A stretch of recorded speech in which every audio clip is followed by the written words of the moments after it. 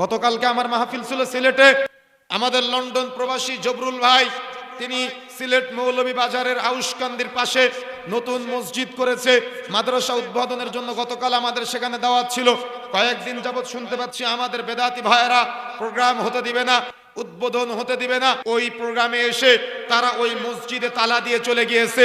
আহলে হাদিসের দাওয়াত এটা কোরআন এবং সহিহ সুন্নাহর দাওয়াত। এই দাওয়াত আপনি গায়ের জোর দেখিয়ে বন্ধ করতে পারবেন না। আমরা কি কোনোদিন আপনাদের মসজিদ বন্ধ করার চেষ্টা করেছি?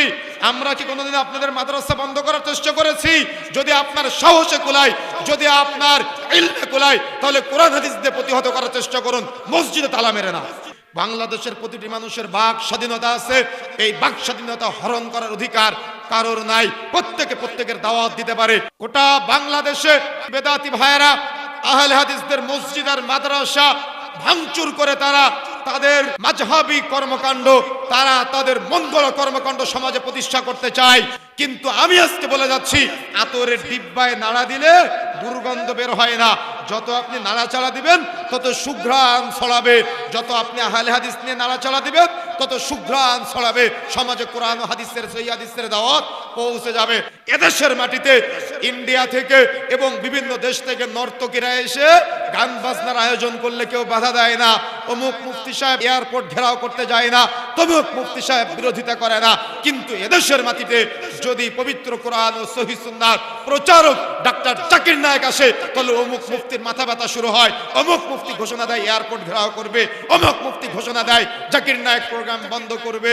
অমুক মুফতির এত ভয় কেন? জাকির নায়েক বক্তব্য দিলে আপনারা তো ভয় কেন? কেন মিলাদ কিয়াম বন্ধ হয়ে যাবে তাই? কেন মরা মানুষের বাড়িতে গিয়ে 500 টাকার লোভে আপনার সিন্নি খাওয়া বন্ধ হয়ে যাবে তাই? প্রশাসনের ভাইদেরকে দৃষ্টি আকর্ষণ করে বলতে চাই, বাংলাদেশের বিভিন্ন জায়গায় আহলে হাদিসদের মসজিদ মাদ্রাসা ভাঙচুর করা হয়।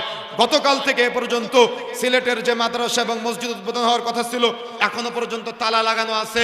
কোন অধিকারে তারা আহলে হাদিস মসজিদ এবং মাদ্রাসায় তালা ঝুলায়? কোন অধিকারে তারা আহলে হাদিস মসজিদ এবং মাদ্রাসা আগুন ধরায়? কোন অজুহাতে তারা আহলে হাদিস মসজিদ মাদ্রাসা ভাঙচুর করে? যদি আপনাদের কাছে প্রশ্ন করি, আপনাদের কাছে কি কোনো উত্তর আছে? যদি উত্তর না থাকে, তাহলে আপনারা এই বন্ধের প্রশ্রয় দেন কেন? যার দিন সে প্রচার করবে, কোরআন হাদিসের রেফারেন্স দিয়ে প্রচার করবে। যদি আপনার মানতে মনে না চাই, দূরে সরে যাবেন। কিন্তু হাদিসের বিরোধিতা করলেন কেন? আত্মহীন ভাষায় বলে যেতে চাই, মনে রাখার চেষ্টা করবেন, যখন আপনি হাদিসের বিরোধিতা করবেন, অর্থাৎ আল্লাহর বিরোধিতা করলেন কেন? আল্লাহ রাসূল নিজে থেকে কোনো কথাই বলতেন না।